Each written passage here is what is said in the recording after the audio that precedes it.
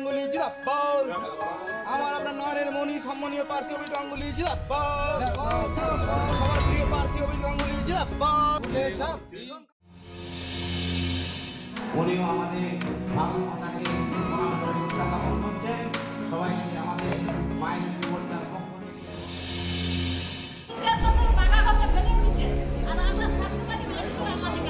তাহলে আপনারা মঞ্চনাটা বসে দেখুন, মঞ্চনাটার কত গভীর, কত দুঃখে একজন মহিলা এই কথাটা বলতে পারছেন।